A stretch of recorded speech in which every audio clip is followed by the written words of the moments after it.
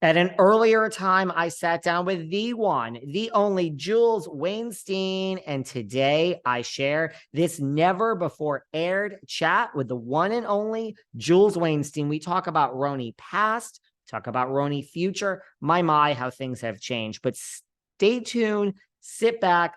Today we are joined from a never before, from the vault, never before heard chat with the one and only Miss Jules Wainstein. Oh my God, totally. Are there people here?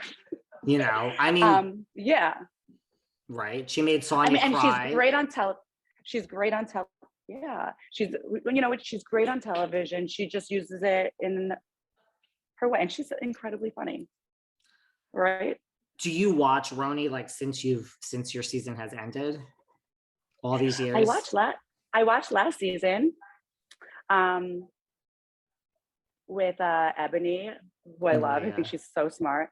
And Leah. I won't say it was the best season. I think they did the best that they could do for COVID, you know. It must have been very difficult.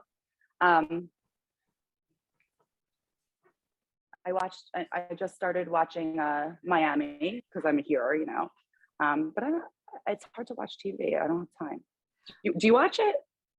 It's really, obviously. It's come now to the fact that like I watch it for this job, period. I mean, would I watch it anyway? Sure. But I don't. Like, I won't watch Miami for weeks until I'm like, oh, wait, I have Alexia coming on my show. Now I have to watch Miami. Okay. Like, so right. I watch it. Like, I am so busy also that then when somebody's coming on, I'm like, well, now I have to catch up and watch 12 episodes. So I kind of watch it like that for this job. A lot of it, honestly. I feel bad for you. do you see how dedicated I am to the job, Jules? Well, last season, you're right. Like, I mean, I didn't think it was a horrible season like everyone else in the world said, but you're right. Like, to your point, it wasn't a great season. I mean, the ratings were down, like, you know, and a lot of people said it was because like Ebony, you know, and I know Ebony really well in real life. Like, this really, there's no acting here. Like, this is her existence, like talking about like Black excellence and like, you know, the role of like the Black woman, and like, this is just her thing, as it should be. Like, do you like, you know, so there was this whole, the ratings are down because nobody wants to hear about race on Housewives. Where do you stand on that? Like, do you think we should talk about these topics that are more serious in Housewives, or should we keep it where it is? I think that like within, like why not? But within, like, so that people, you know, it's like being a parent to my kids. Like, I have to learn to my son Jagger, like when to stop so he doesn't lose his attention, you know, like I can carry on, and then he loses it, and then he loses the message, right? It's entertainment kind of. So like, maybe, like, I was very interested in what Ebony was saying. She's very articulate and she speaks like, so, like, her voice is so amazing, right? But then maybe she went too much that like people get bored, right? Because Bravo's an entertainment show. It's after 9 p.m. People want to be entertained. Like, it's kind of like there's a lot of fighting. There's, you know, actually I didn't like the fighting part. Like, I want to be laughing, right? But they don't want to be they want to be informed, but they want to be, what's the formula? You want to laugh, cry, and be intrigued or whatever, right? A little bit of it all, yeah. Yeah, so maybe not so much intriguing, you know? So I mean, I told her, like, I did learn things, honestly. Like, there are things that I didn't know as a white male. I mean, okay, I'm gay, but I still, there are things that I'm like, oh, wow, I really, truly learned things from Ebony. Yeah, it was refreshing. Yeah. It was refreshing, but maybe she needs to like add in a little like humor and a drama or something. Well, here we are. Otherwise, she's beautiful, yeah. And, you know, they're trying to fix the show now and figure out what to do. Well, we have three, I say, throw Sonya into the OG category, like Luann, Ramona, Sonya. Who do you think it's time to, who do you think should be back out of those three? I'm not even involving. Sonya. Sonya. I love her. She's so great. You love She's Sonya. so funny. Yeah, because, you know, I know her personally, and she is so smart and she's so funny. I think, well, think Ramona and Luann, I love them too, but I think they've had their time, you know. But maybe all three of them, you know, it's time for a new cast. Maybe. That's what Heather Thompson and Carol said on my show. They said they think everyone should be scrapped and let's just start over. Yeah, I think so too. And I think that,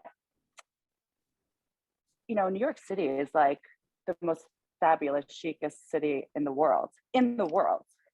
You know, it's the most expensive city in the world too, right? Like, look at Beverly Hills. They're so glamorous. They're wearing gowns. They're flying private jets, mansions, diamonds. Why is it that the Real Housewives of New York, they're in one bedroom park rental apartments, parquet, you know, like this is not New York City, right? I say this all the time. And like living in New York, it's the same thing. I go right to the floor. I'm like, that's like a rental and like a one bedroom. It's a parquet floor. Like this is how like a normal person lives, right?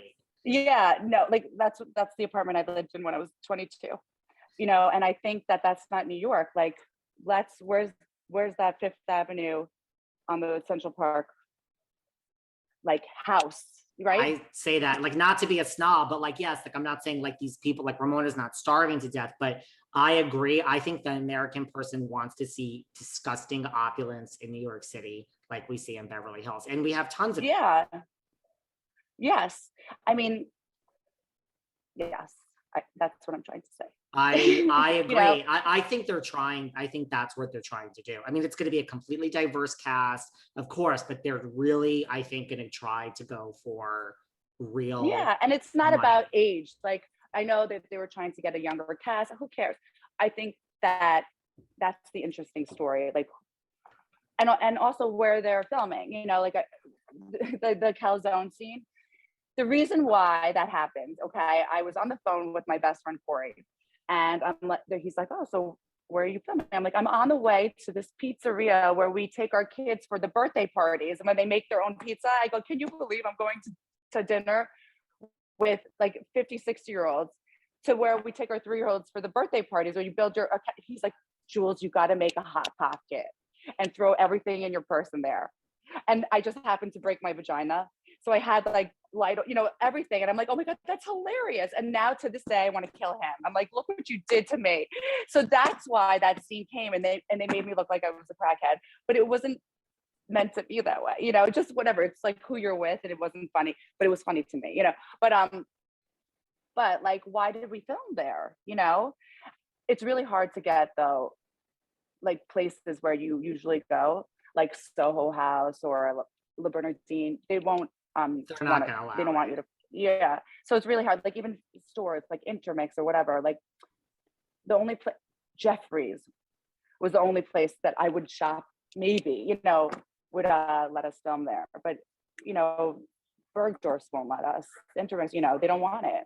That's the thing about New York, as opposed to like in Orange County or whatever, Potomac, like, right, the top restaurants and places in New York, like, they don't care about New York housewives or any housewives. Like, you know, they don't want cameras. They go out of their way. Like Soho House would never allow cameras. They're just like, I mean, they don't let you talk on the phone there. Yeah. right. Yeah.